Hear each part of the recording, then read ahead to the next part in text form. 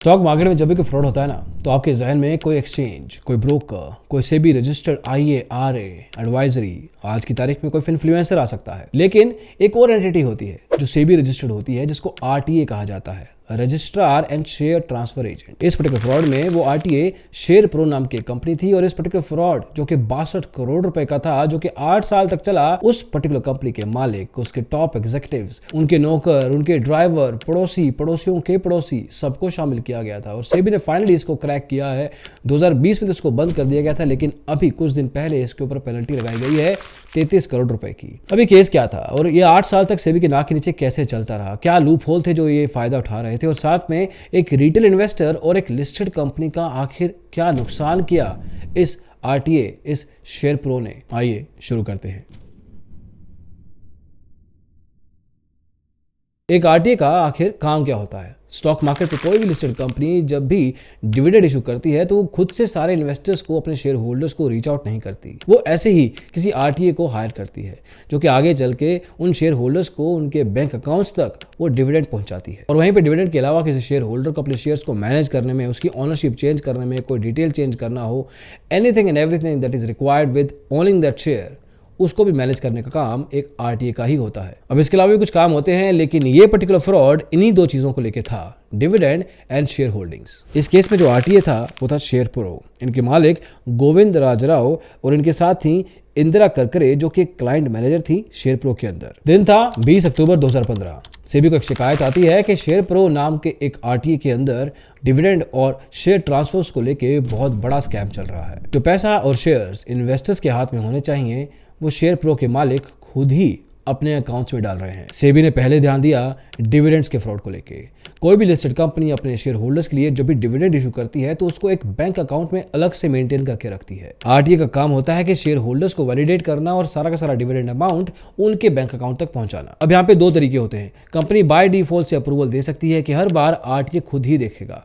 दूसरा तरीका है कि हर बार RTA को कंपनी से अप्रूवल लेना पड़ेगा। अब शेयर प्रो के केस में टाटा कम्युनिकेशंस, कंजाई, नेरोलैक पेंट्स, नवीन फ्लोरिन इंटरनेशनल जैसे बड़े बड़े क्लाइंट्स थे, और इन सब ने ऑटो अप्रूवल का रास्ता चुना हुआ था। मतलब शेयर प्रो अपने आप से इन सब क्लाइंट से पूछे बिना शेयर होल्डर्स के अकाउंट्स में पैसा डाल सकती थी। सेबी के इन्वेस्टिगेशन में यह सामने आया कि शेयर प्रो के MD गोविंद राव ने अपने रिश्तेदारों, दोस्तों, पड़ोसियों, नौकरों और साथ ही ड्राइवर के डीमैट और बैंक अकाउंट अलग से खोल रखे थे, ये सारे की सारी डिविडेंड अमाउंट को इन सब के अकाउंट्स में ट्रांसफर करने के लिए, और ये सब इलीगल काम करने के लिए इन सब लोगों को एक कट भी मिलता था। अब शेयर प्रो आखिर ये करता कैसे था। जब भी कोई लिस्टेड कंपनी अपने शेयर होल्डर्स के लिए डिविडेंड डिक्लेयर करती है, तो उस डिविडेंड को क्लेम करने के लिए एक स्पेसिफिक डेट होती है। उस डेट के बाद कोई भी इन्वेस्टर डिविडेंड क्लेम नहीं कर सकता। शेयर प्रो का कोई भी क्लाइंट जब डिविडेंड डिक्लेयर करता था, तो शेयर प्रो अपनी फॉर्मेलिटीज कंप्लीट करने के लिए जानबूझ के समय लगाता था। अब ऐसा करने से बहुत सारे शेयर होल्डर्स सही समय से डिविडेंड को क्लेम करने से रह जाते थे। लेकिन शेयर प्रो अपने रिकॉर्ड बुक्स में कभी ये एंट्री नहीं करता था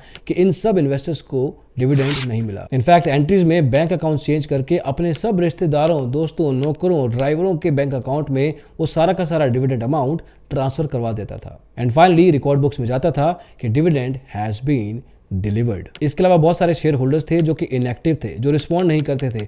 उन सब का पैसा बाय डिफॉल्ट हर बार अपने उन्हीं बैंक अकाउंट्स में डाल दिया करता था। फॉर एग्जांपल 25 जनवरी 2008 को टाटा कम्युनिकेशंस का 49,500 का डिविडेंड अमाउंट इन्होंने अपने नौकर के खाते में डलवा दिया। फिर 5 दिसंबर 2008 को कंजाई नेरोलैक पेंट्स का 1,39,750 का उसी नौकर के अकाउंट में। इसके अलावा 3,68,000, 2,87,000 और 7,38,000 भी, और इस केस में जिनके अकाउंट में पैसा पहुंचा वो इनके ड्राइवर थे। अभी डिविडेंड अमाउंट या तो किसी और बैंक अकाउंट में आगे ट्रांसफर कर दी जाती थी, नहीं तो इस अमाउंट का कैश निकाल के वापस इंदिरा जी के पास पहुंचा दिया जाता था। और ये कुछ ही केसेस हैं। इसके अलावा कुछ केसेस में कंपनीज ने बाय डिफॉल्ट अप्रूवल नहीं दे रखा था, और ऐसे केसेस में इंदिरा कंपनी को कुछ भी बोल के अप्रूवल ले लेती थी। कभी कह देना कि नाम गलत था, कभी कहना पर्सनल डिटेल मिसमैच थी, कभी कुछ और। फॉर एग्जाम्पल एशियन पेंट का 5,11,000 और ब्रिटानिया के करीब 6,39,000 मिला किसको? वही ड्राइवर और नौकर को। और इंटरेस्टिंग बात दोस्तों ये है कि उन दोनों को पता भी नहीं था कि उनके नाम का बैंक अकाउंट का इस तरह से इस्तेमाल किया जा रहा है। सिर्फ बैंक अकाउंट उनके नाम पे था,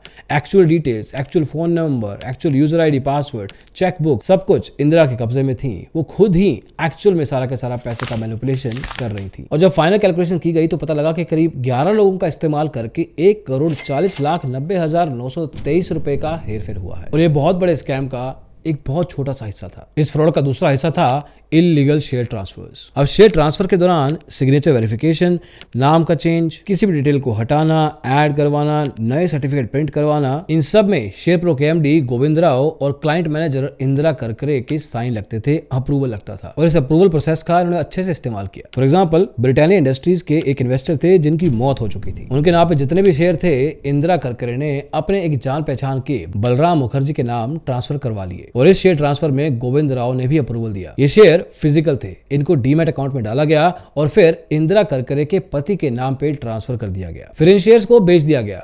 फिर जो पैसा आया उससे किसी और कंपनी के शेयर्स खरीद लिए गए और ये जो नए शेयर थे वो नए लोग अनिल जथान, भवानी जथान, सदाशिव पुजारी, श्रीकांत भलाकिया, इन सब को ट्रांसफर कर दिया गया और फिर ये सारे के सारे शेयर्स को वापस बलराम मुखर्जी को ट्रांसफर कर दिया गया और फिर उसने दोबारा शेयर बेच दिए 9 करोड़ 24 लाख रुपए में। फिर ये पैसा बैंक में ट्रांसफर किया गया, बैंक से कैश निकाला गया, कैश में से कुछ हिस्सा नौकर को दिया गया और कुछ हिस्सा सदाशिव पुजारी को। ये सब कुछ एक ट्रेल बनाने के लिए किया गया ताकि कल को अगर इन्वेस्टिगेशन होती है तो किसी एक को पकड़ना मुश्किल हो सके। एक केस और हुआ जेएम फाइनेंशियल का, जिसमें करीब 1.5 लाख शेयर का मिस रिप्रेजेंटेशन किया गया और करीब 1 करोड़ 87 हजार का फ्रॉड हुआ। इनका कॉन्फिडेंस हाई था, इनको लगा इनको कोई नहीं पकड़ सकता। इन्होंने सोचा कि जो भी लिस्टेड कंपनियां इनकी क्लाइंट्स हैं, उनके जो शेयर होल्डर्स हैं, क्यों ना उनके शेयर बेच दिए जाएं और वो शेयर बेच के क्यों ना वो पैसा अपने खुद के बैंक अकाउंट में डाल दिया जाए। ऐसे सैकड़ों इंस्टेंस थे, लेकिन एक ऐसा इंस्टेंस निकल के आया जहां पे एक गलती पकड़ी गई। वो केस था एशियन पेंट्स का, जहां पे एक शेयर होल्डिंग थी जिसके 2 जॉइंट अकाउंट होल्डर थे, जिसमें से एक की मौत हो चुकी थी और इंदिरा और गोविंद राव को इसके बारे में पता था। लेकिन ओवर कॉन्फिडेंस में इनसे एक गलती हो गई। इनको लगा कि शायद दूसरा शेयर होल्डर भी रिप्रेजेंटेशन लेके नहीं आएगा, मतलब कोई क्लेम नहीं करेगा। इन्होंने सारे के सारे शेयर अपने 2 रिश्तेदारों के नाम और उनके डीमैट अकाउंट में ट्रांसफर करवा दिए। लेकिन दूसरा शेयर होल्डर सामने आया, उसने अपना क्लेम मांगा। उस चक्कर में इनको ये एंट्री रिवर्स करनी पड़ी। ये ट्रांजैक्शन रिवर्सल किसी ना किसी तरीके से ट्रेल में आ गई और यहीं पे पड़ गई किसी की नजर। सेबी ने जब इस तरह के फ्रॉड की इन्वेस्टिगेशन की तो जो वैल्यू निकल के आई वो थी 60 करोड़ 45 लाख 74 हजार 718 रुपए 15 पैसे। सेबी ने इस फ्रॉड में करीब 33 करोड़ रुपए की पेनल्टी लगाई है करीब 13 लोगों को, जिसमें कम से कम पेनल्टी 5 लाख रुपए की है और ज्यादा से ज्यादा करीब 15 करोड़ की, और वो पेनल्टी है इंदिरा करकेरा को। इस केस को सॉल्व करने वाले इस सेबी की तरफ से एडजुडिकेटिंग ऑफिसर आशा शेट्टी का कहना है कि बहुत सारा पैसा कैश के फॉर्म में निकाल दिया गया था, इसलिए कैलकुलेशन करने में अभी भी क्लैरिटी नहीं है, इसलिए एज ऑफ नाउ 33 करोड़ रुपए की पेनल्टी लगाई गई है।